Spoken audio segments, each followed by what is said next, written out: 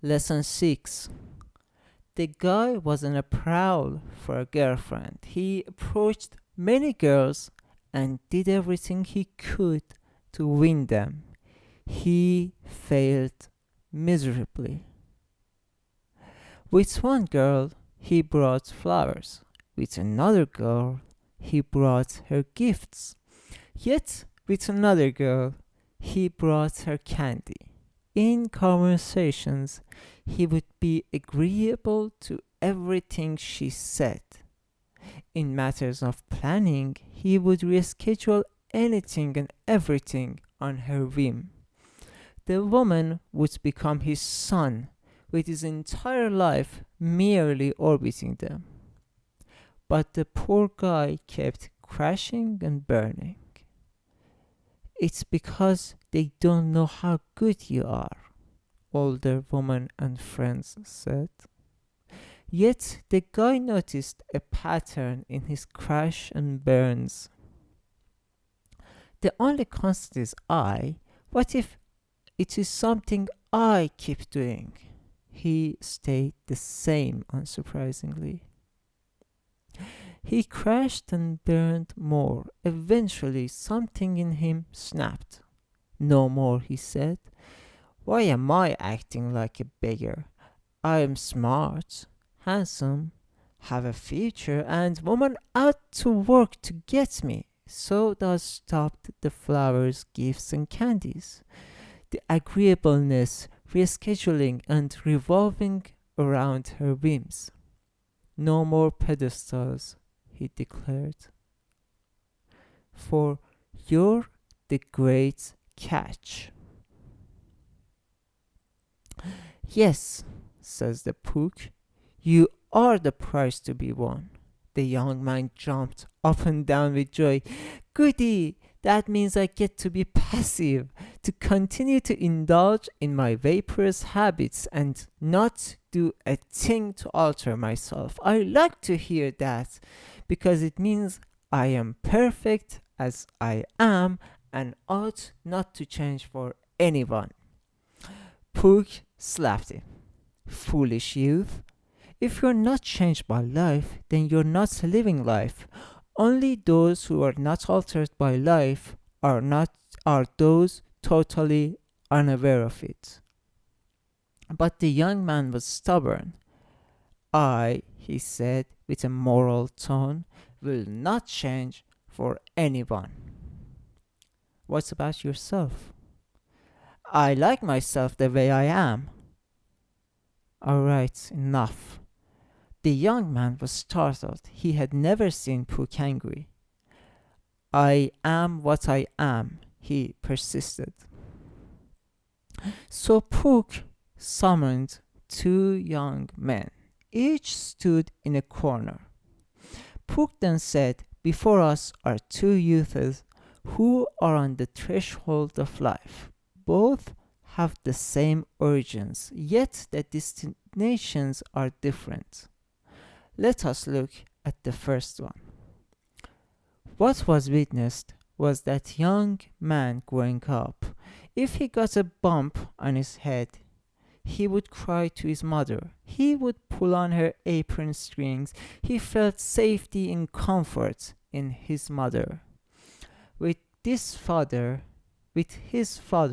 he felt an uncertain fear within him. His father was the one who set the punishments, the deadlines, the lessons that had to be learned. He preferred the company of his mother, who seemed free from those hard edges. Now the second young man's childhood came into view. His life was exactly the same. Is there a point to this? Protested the impatient young man. Watch, said the Pook. The first young man never broke free from the enticing, womb-like feeling around his mother. He sought to replicate it over and over. Off he tumbled into reality like a tumbleweed blown every which way by the winds of the age. He didn't know what he wanted to do in life, so he did what everyone around him did. He was captive to his friends, never seeking to break apart to tend to his own matters or such. The playtime was too important to him. A part of that sense of ease and joy he had around his mother. He eventually found a girl, chose the first one that actually liked him or tolerated him, he couldn't know, and married. Alas, the marriage lasted only a few years until divorce came. Why did she leave me? Whined the pathetic man. I cherished her. I bought her flowers every day. I sang her sonnets.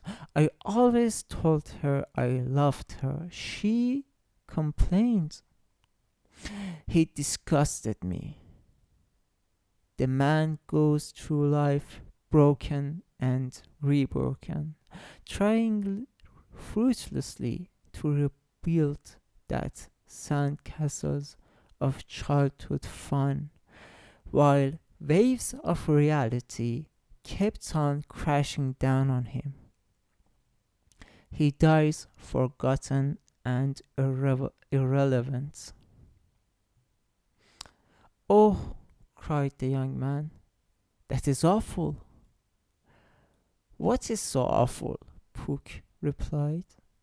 He was, after all, just being himself. Now for the second young man. This young man quickly realized that childhood was over. Rather than looking towards forever replicating that sense of summer vacation of escapefulness and feminine bliss, he launched himself at reality.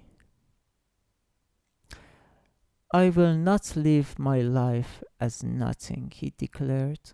His friends and family were family were astonished at his constant self-improvement, his constant blossoming of talent and will. He, in turn, was astonished at them. It is like he would say that they are stuck in a type of a stasis. I have changed, they acknowledge that, but they are exactly the same. He got to pick what woman he wanted. He got to pick what career he wanted. He got to pick his destiny. He answered life's challenges and refused to retreat from them. Whereas the first young man was defined by the age within he lived. The second young man defined the age himself. When he died, countless people mourned, for they thought he was a genius. Others thought he was talented beyond description, yet others thought he was touched by heaven itself. After all, how else could these poor fools realize such success? It couldn't have been made, they said. He had to be born with it. No, it was because he was a man who chose to ground up the world, culture, and all to his vision, rather than to be grounded up into the worldly culture's axing wheels of routine and fashion. The difference is simple, said the Puck. The first young man is facing towards infancy. The second young man is facing away from infancy. The first one wishes to climb back into the womb. The second one wants to fly from it. The first wishes a cushioned place in the world, while the second one leaves the cushions behind. The first one is ordinarily. The second one is extraordinarily. Does he stood become one? Does the second one becomes the great catch, while the first one merely becomes a filler of a void? I see, said the startled young man. The second one is always getting better. The first one is always staying the same, if not getting worse. Exactly. It is the difference between rotting and ripening. Be the good fruit, be the price to be won.